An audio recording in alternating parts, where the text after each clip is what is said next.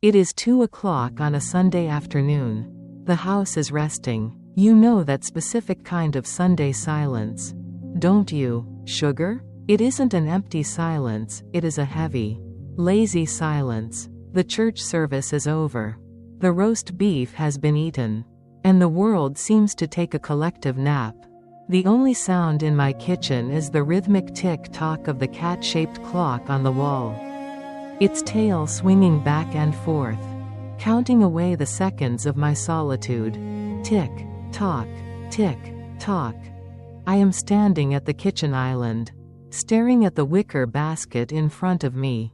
It is full of peaches. Georgia peaches. I bought them at the farmer's market 3 days ago on a whim. The young man at the stall had a smile that reminded me of Henry, that crooked, easy grin that used to make my knees weak. They're sweet as honey, ma'am, he promised me, and I believe him. I can smell them from here. A thick, floral, sugary perfume that hangs in the warm air of the kitchen. It is the scent of high summer. It is the scent of sunshine trapped in velvet skin. But I made a mistake. I bought too many. I always do. I cook for an army that no longer lives here. Now, the peaches are turning. I pick one up. The skin is fuzzy and soft against my palm, warm to the touch. I press my thumb gently near the stem. It gives way easily, too easily. A small bruise appears. They are on the precipice. Sugar. They are at that exact moment between perfection and rot. If I don't use them today, they will be gone tomorrow. They are demanding to be useful. They are begging to be transformed. Cobbler. I whisper to the empty room. The word hangs in the air. Peach Cobbler. It was Henry's favorite. In the 40 years we were married, I must have made 1,000 cobblers. It was his birthday cake, his apology gift, his Sunday treat. He would eat it warm, with a scoop of vanilla ice cream melting into the golden crust. And he would close his eyes and groan with happiness. May, he would say, if heaven doesn't have your cobbler, I'm not going. I haven't made it since the funeral. 3 years. 3 years of store-bought cookies and frozen pies. My oven has stayed clean. My rolling pin has gathered dust in the drawer. To bake his favorite dessert without him sitting at the table to eat it, it felt like a betrayal. It felt like setting a place for a ghost. But the smell of the peaches is relentless. It is pushing against my resistance. It is unlocking memories I thought I had safely tucked away.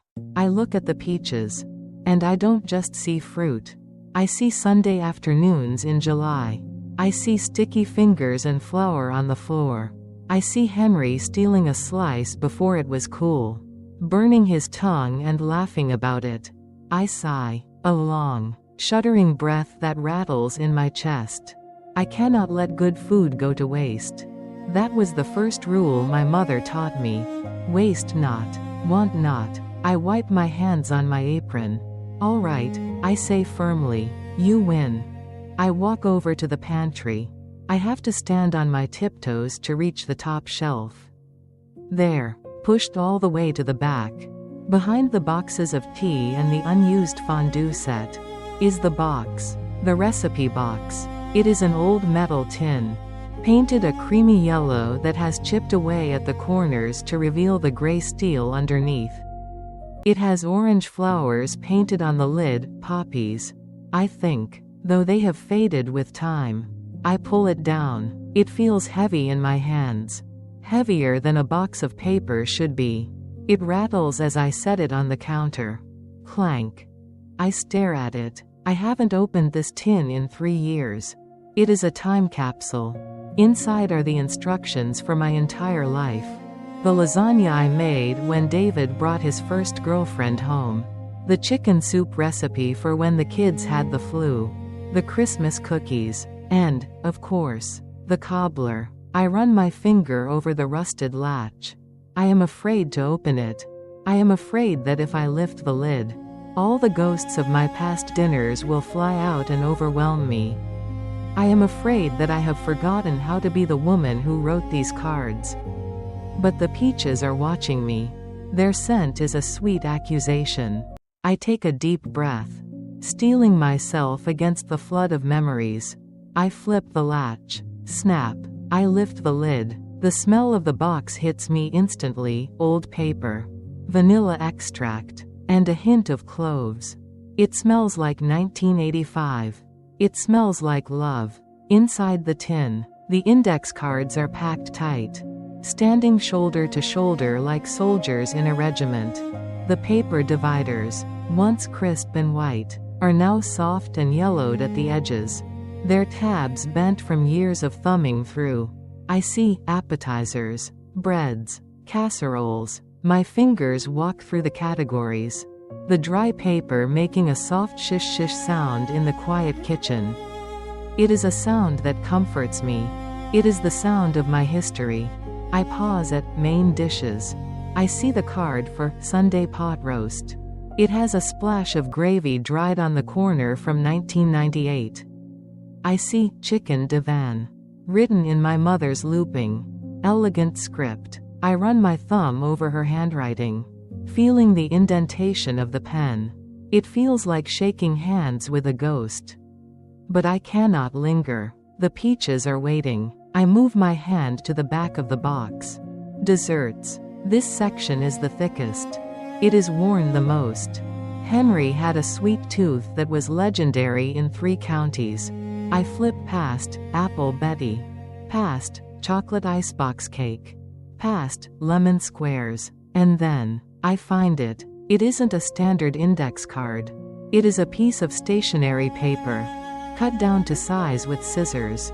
The edges slightly uneven. I recognize the paper. It is from the notepad we had in our first apartment, the one by the telephone. I pull it out. It sticks slightly to the card behind it, reluctant to leave its safe harbor. Henry's Peach Cobbler. It says at the top. I wrote this 40 years ago. The ink, once a vibrant blue, has faded to a dusty denim color. My handwriting looks different then, rounder, more hurried, full of the energy of a young bride who was trying to impress her new husband. I bring the card closer to my face.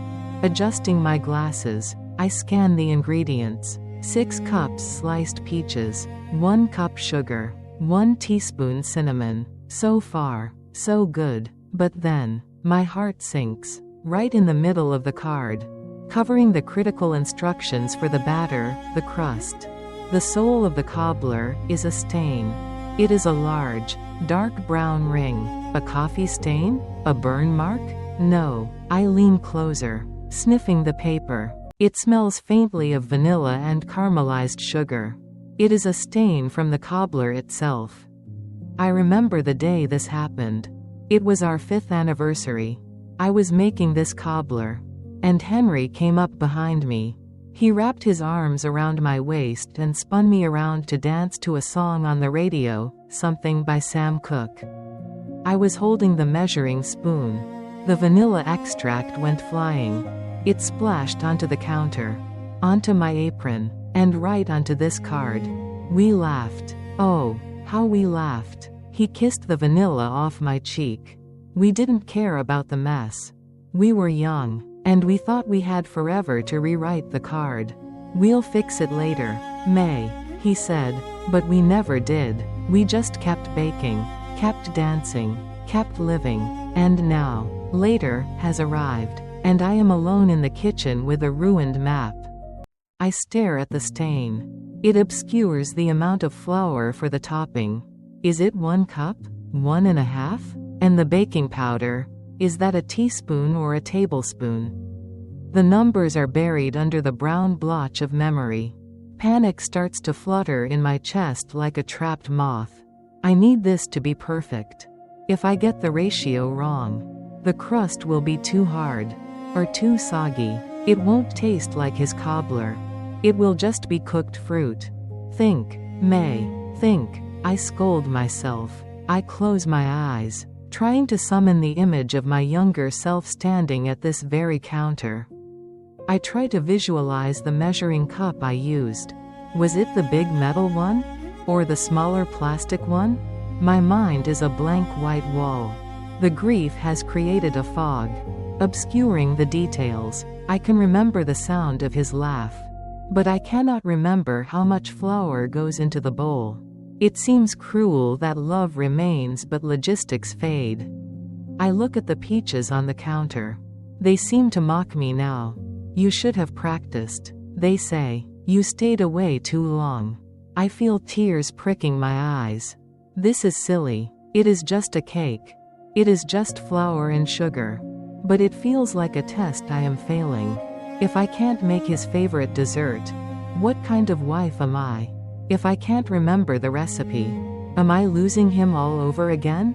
I almost put the card back. I almost shove it back into the tin and close the lid and throw the peaches in the trash. It would be easier, safer, no risk of failure, no risk of a bad cobbler to prove that the magic has left this house. But then, a breeze blows through the open window, rustling the curtains. It carries the scent of the summer afternoon, hot and green, and for a split second, I swear I smell it, not just the peaches, but the faint, ghostly aroma of pipe tobacco. Henry's brand. I freeze. Don't you dare give up. May Miller. I hear him whisper in my mind. You never needed the paper anyway. You cook with your hands. I look down at my hands.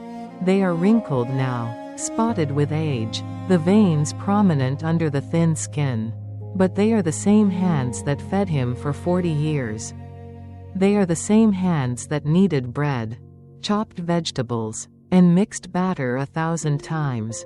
Maybe the memory isn't in my head. Maybe it is in my fingers. Muscle memory is a powerful thing. Sugar. It bypasses the brain and goes straight to the bone. I take a deep breath, wiping the moisture from under my glasses. I set the ruined card down on the counter. I will not read it. I will not try to decipher the code through the stain. I will trust the ghost in my fingertips. I push the recipe box aside. I clear the counter, creating a wide, clean stage for the performance. I reach for the big ceramic mixing bowl, the one with the blue stripes that weighs a ton. It lands on the counter with a heavy, satisfying thud. I roll up my sleeves past my elbows. My arms are pale and soft, dusted with age spots, but my hands feel steady now. The trembling has stopped. I reach for the flour jar. I scoop out a cup. Then another. I don't level it off with a knife like the cookbooks say.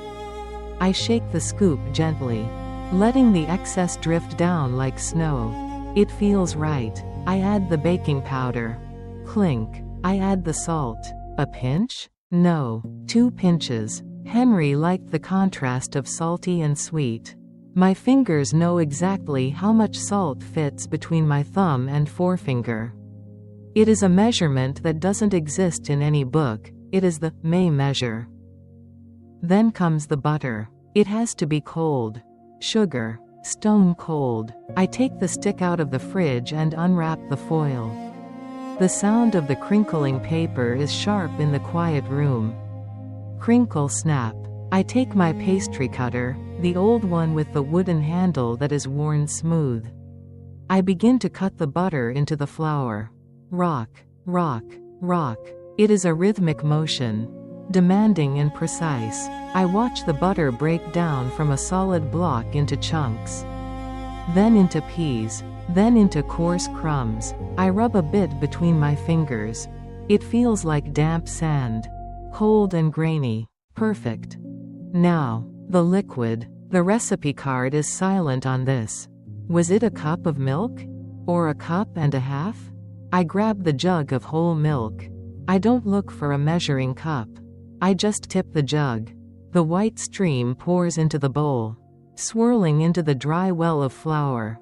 I watch the texture. I am looking for a specific viscosity. Not too runny like a pancake batter, but not too stiff like a biscuit dough. It needs to be thick, luscious, able to hold its own against the fruit. I pour. I stop. I stir with a wooden spoon. Slop, slop. The sound is wet and heavy. I lift the spoon. The batter falls off in a slow, reluctant ribbon. It looks right. It looks exactly like it did in 1985. A wave of relief washes over me. So strong it feels like a physical hug. I still got it, old man, I whisper. I turn my attention to the stars of the show, the peaches. I pick up the paring knife. It is small and sharp. I slice into the first peach. Schlick. The skin parts, revealing the sunset-colored flesh inside, yellow, orange, and streaks of crimson near the pit. Juice immediately runs down the blade, over my wrist, and drips onto the counter. It is sticky and sweet. I peel the skin away in long, fuzzy ribbons. I slice the fruit into thick wedges. Chop, chop, chop. I toss them into a separate bowl. I sprinkle sugar over them, a generous heap. The granules sparkle in the afternoon sun. Then, the cinnamon. I shake the jar. Chhhchhchh. The brown dust coats the yellow fruit. And the smell explodes. It is the smell of warmth. It is the smell of comfort. I toss the fruit with my hands, coating every slice in the sugary, spicy mixture. My hands are sticky, covered in peach nectar. I feel like a child again. I feel alive. I preheat the oven to 375 degrees. Beep. I take out the cast iron skillet. This is the secret. You don't bake a cobbler in a glass dish. You bake it in iron. Iron holds the heat. Iron makes the crust crispy. I put a knob of butter in the skillet and slide it into the warming oven. I wait. A minute later, I pull it out using a thick towel. The butter has melted and is sizzling, foaming slightly, smelling nutty and rich. Hiss. Quickly, before the butter burns, I pour in the batter. It spreads out to the edges, sizzling as it hits the hot metal. It floats on top of the melted butter. Then, I pour the peaches, juice and all, right into the center of the batter. Sploosh. I don't stir it. Never stir it. The batter will rise up around the fruit like a golden blanket. Tucking it in. It is an act of faith. You have to trust the chemistry. I open the oven door. A blast of heat hits my face, flushing my cheeks. I slide the heavy skillet onto the middle rack. Clang. I close the door. I stand back and wipe my hands on my apron, leaving streaks of flour and peach juice on the floral fabric. I look at the mess on the counter. The spilled flour, the peach skins, the dirty bowls. It is a beautiful mess. It is the debris of creation. I didn't need the card. I didn't need the measurements. The recipe wasn't in the box. Sugar. It was in me. It was in the years of feeding the people I love. I thought grief had erased me. But it didn't. It just put me on the shelf for a little while. But I am off the shelf now. And I am baking. The waiting is the hardest part. It always is. For 45 minutes, I am held hostage by the oven. I wipe down the counters. I wash the sticky bowls. I dry the flour jar. But mostly, I pace. The kitchen begins to change. The air grows heavy and thick, transforming from the smell of raw ingredients into something magical. It starts as a faint scent of warming butter. Then, the sharp, floral note of the peaches joins in. Finally, the deep, caramelized aroma of browning sugar and cinnamon takes over. It fills every corner of the house. It creeps up the stairs. It is the smell of a home that is alive. It is the smell of a hug. Ding! The timer goes off. It is a sharp, cheerful sound that breaks the spell. My heart leaps. I grab the thick oven mitts, the ones with the burn marks on the thumbs. I open the oven door. Whoosh! A cloud of steam escapes, fogging up my glasses instantly. I have to wait a second for it to clear. And there it is. It is magnificent. The batter has risen up, swallowing the fruit in a golden brown, craggy landscape. It is bubbling ferociously around the edges. Thick, Syrupy juice, the color of amber and rubies, is erupting like tiny geysers through the crust. Bloop, bloop. It is alive. It is breathing.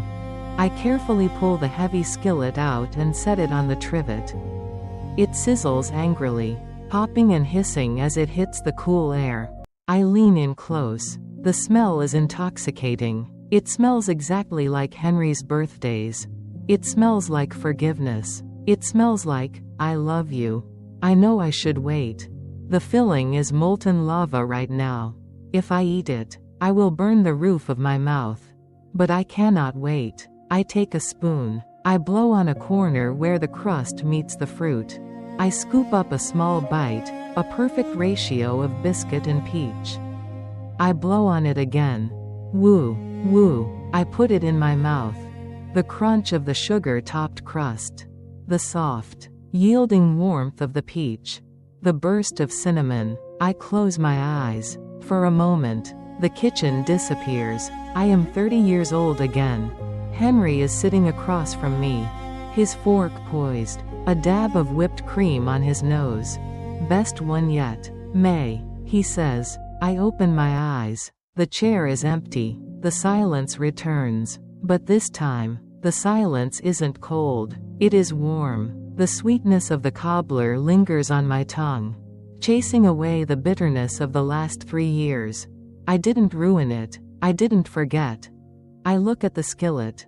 It is huge. 12 inches of cast iron filled to the brim. It is too much for one old woman.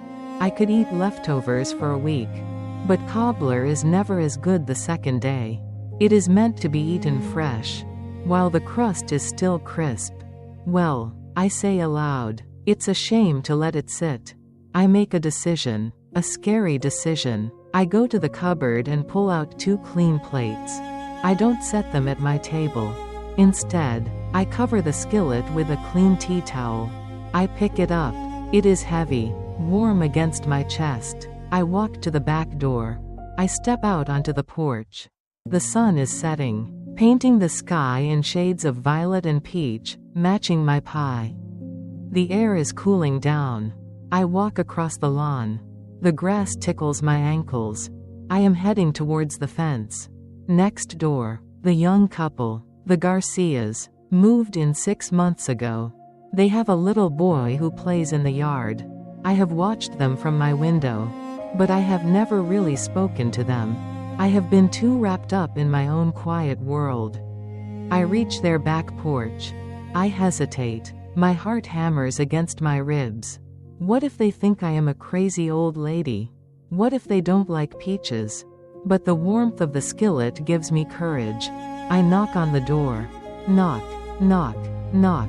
I hear footsteps. The door opens. It is the young woman. Maria. She looks tired. A baby is crying somewhere in the background. She sees me, and her eyes widen in surprise. Then, she smells the air. Her nose twitches. Mrs. Miller? She asks. Hello, dear, I say, my voice steady. I made a peach cobbler. It was my husband's favorite. And I made far too much for just me. I was wondering if you and your family might help me eat it? I lift the towel. The steam rises up between us, smelling of vanilla and butter. Maria's face transforms. A genuine, beautiful smile breaks through her exhaustion. Oh my goodness, she says, that smells like heaven. Please, come in. We were just wishing for something sweet. I step over the threshold. The house is messy. It is loud. It is chaotic. And it is wonderful. I realized something today. Sugar. The recipe wasn't lost. And neither was I. Grief is a heavy ingredient. It's true. But if you mix it with enough sugar, and enough flour, and you share it with someone else, it turns into something else entirely. It turns into life. And let me tell you, life tastes pretty good.